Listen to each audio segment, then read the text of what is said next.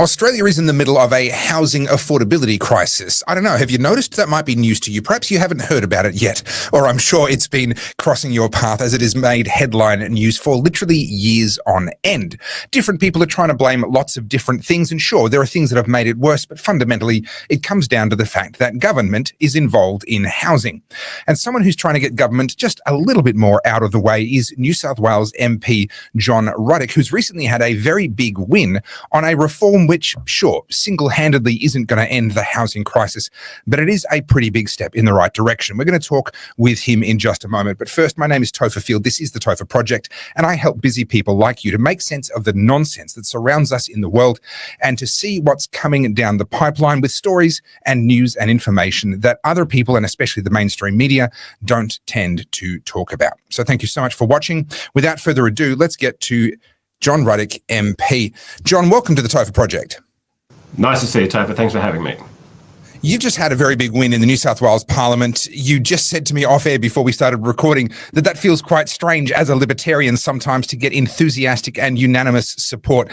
Tell us, what is this proposal? What is this idea that you've had that has actually been met with support and unanimous enthusiastic support from the New South Wales Parliament? Well, in summary, what we're saying is there's 250,000 properties in New South Wales that are classified as rural residential. Now, often they are very big farms. They might be hobby farm, but they're over 5 acres. I'm sorry to interrupt this interview with John Ruddick MP. One of the things I love doing here at the Topher Project is bringing you good news stories about the people who are trying to make a positive difference. The world is not all doom and gloom. Sometimes it can feel that way. I completely understand. But the truth is there are amazing people out there doing amazing things, and I love bringing you stories like this.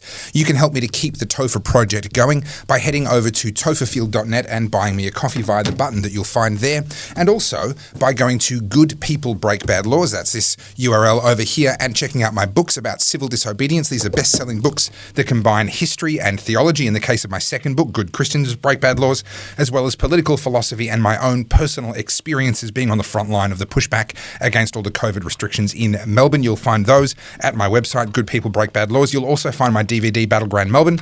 Now, you can buy this on DVD, or you can actually watch it completely for free at battlegroundmelbourne.com. I had the privilege of telling this story, but as I've said right from the start, I don't consider this to be mine. This belongs to the people of Victoria and the people of Melbourne who wrote this story, this incredible story of their courage as we all got together and pushed back against Daniel Andrews and all of his lockdowns and the police violence, etc. So if you want to support my work, please buy one from goodpeoplebreakbadlaws.com, so you'll have this to put on your shelf. But if you just want to watch it and see what happened to us, then you can go to battlegroundmelbourne.com and you'll be able to find it there. There's also a full range of merch in different designs, in t-shirts, long sleeve t-shirts and hoodies, and everything you buy goes towards helping me to continue to bring you news and stories like this one, a bit of good news about some planning reforms thanks to John Ruddick MP.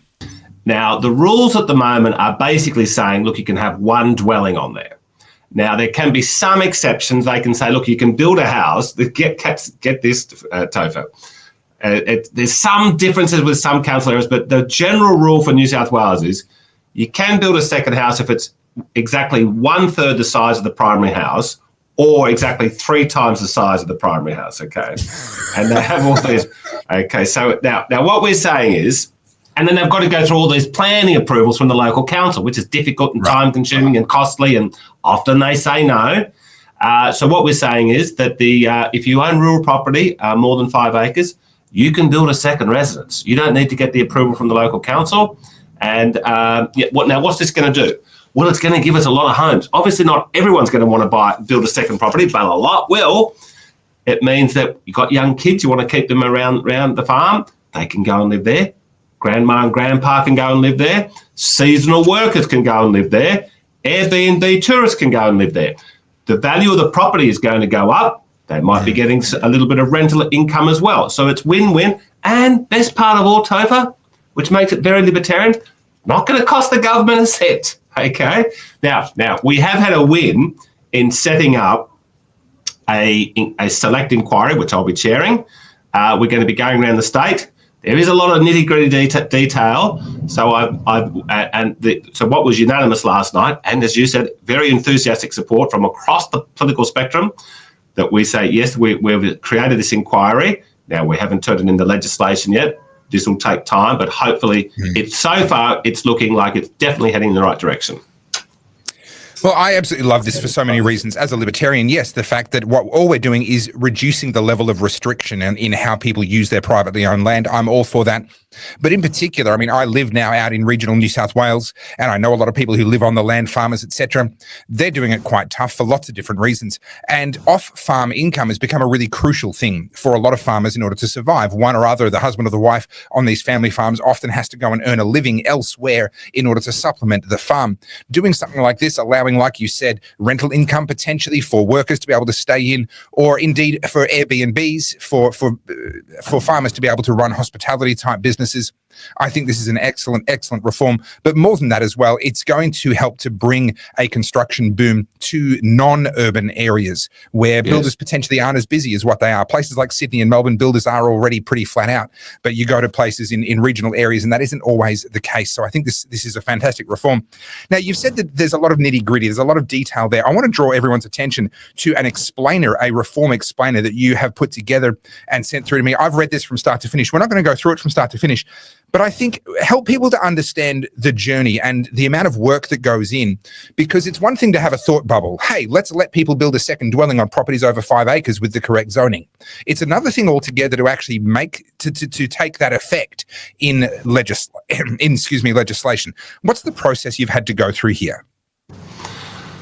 Well, look, we had you might remember 12 months ago, we had quite a few Libertarian councillors elected across New South Wales, and one of them was Councillor Mark Hornshaw from the Port Macquarie Hastings region, and he's a landowner, and he brought it to our attention about 3 months ago that he's got 4 or 5 young kids, some of them are getting married, and so he wanted them to, live with him, have their own property.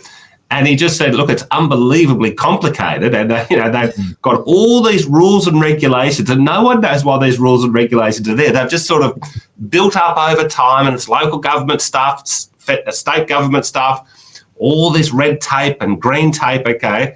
And it just makes it basically impossible in too many cases. And so we got talking with Councillor Hornshaw, and then there's another guy who's not officially a Libertarian, but he's fairly Libertarian-minded. He's a very good councillor at the Hawkesbury City Council, Nathan Zamprogno, and we had a series of meetings with them. We then went to the Planning Minister, the Labor Planning Minister, who is our favourite minister in the government because he is pro-development, pro-property rights. And his staff, we thought it was a good idea. We thought that often the government will steal good ideas off backbenchers. Sure. They'll say, not this government, all governments do it. And they say, oh, well, we were going to do something like this anyway. But look, to their credit, they have been very helpful. And so we had a number of meetings with them. And so here we are. The work begins now. We'll hopefully be able to come down and see you in Albury. And we'll have public meetings, and we'll hear from landowners, and we'll talk to local journalists, and we'll invite the public to come along and hear what they've got to say. I can't think of who's going to be opposing it, except for there'll be one little group, our favourite group, TOFA. The bureaucrats will have less to do. Well, of course, and they love nothing more than to make life more complicated because it keeps them busy with their little make-work schemes. So you've managed to get from essentially the genesis of this idea, or at least the introduction of this idea to yourself, to the point where an inquiry is getting up in only sort of 90 days. What can people expect from here? People who don't follow politics may not have an understanding of, unfortunately, just how drawn out these processes can be. What's the process going forward? What are you hoping for as the outcome from this inquiry? How long is it going to take? And then how long should we expect it to be before people really can actually start to turn soil on their own properties? There'll be 7 or 8 members of the inquiry. There'll be members of the Legislative Council. I'll be the chairman of the inquiry. We'll have an initial meeting, which will be just a closed meeting of the members. We're going to map out a plan. But roughly what it will be is we will want to go and have, because this is not going to apply to the greater Sydney metropolitan area. This is a rural initiative. And so we're going to go and have probably half a dozen public meetings across New South Wales, and coastal areas, regional areas, highlands areas, all sorts of different areas, and we'll speak to the local councillors and we'll speak to local property owners. So then we get all the, and we'll also invite public submissions. Now, sometimes you can get 500 public submissions, which we've got to go through, and then the committee will then, at the end of this process, which I'm guessing we'll be reporting about next February, maybe March, The committee then comes down with a final report, which we hope will be a unanimous report. We then deliver that report to the Parliament, and then we just deliver it. It's not voted on or anything, but then we turn it into a final form of legislation, and then we vote on it. Now, it's very, very rare for a crossbench MP's bill to become law, because either the government hijacks it or the government says, no, not quite right. But look, I think we might be able to get this through. So judging by just the length and the number of steps in that process, I feel like I've already grown a beard and turned into Rip Van Winkle by the time this is likely to actually be in front of Parliament. I mean, I'm guessing that this is not the kind of thing that could be accomplished this year. But are we talking next year, or do we have to temper our expectations and say that it could even be the year after that? My hope is it's going to come into effect from the 1st of July next year. That would be amazing. That would be amazing. Look, I know some councillors down this way. I'm in the southern part of New South Wales who I know some councillors who would be very enthusiastic supporters of such an initiative, and I'll do what I can to facilitate that little bit. But I know, of course, you and the Libertarian Party, you have all the contacts and you have the ability to pull something like this off. So, John, I say more power to your arm, more strength to your arm. I think this is a wonderful initiative, and let's hope that this is just a part of the continued return to common sense that I do sense is happening here in Australia. John, thank you so much for taking a few minutes out of your day to talk to the TOFA project. Thanks so much for your interest, Toph. I really appreciate it. Cheers. Well, that was John Ruddick MP, and I look forward to those reforms coming through. Let's just hope that he is able to move that quickly and get this done by July 2026. That would be great news for lots of rural landowners in New South Wales, and it's something that I hope will then get copied throughout Australia. My name is Topher Field. This is the TOFA Project, and I am 100% viewer supported. So please, buy me a coffee via the button that you'll find at topherfield.net, and make sure you head over to goodpeoplebreakbadlaws.com and check out my books, my DVDs, and my merch in a range of designs, all available in t-shirts, long sleeve t-shirts, and hoodies. And in the process, you're going to be helping me to keep bringing you stories like this one. Thank you so much for watching to the end. The YouTube algorithm loves you, and so do I. Please like, comment with your thoughts about this legislation and maybe some suggestions on what you'd like to see tackled next. Make sure you've subscribed. I'm closing in on 100,000 subscribers, which is actually a little bit exciting. I've got to be honest. I'm looking forward to hitting that milestone. So please click the subscribe button to help me get there. Check out this YouTube video that it is recommending that you would enjoy because you've enjoyed this one. And as always, think free.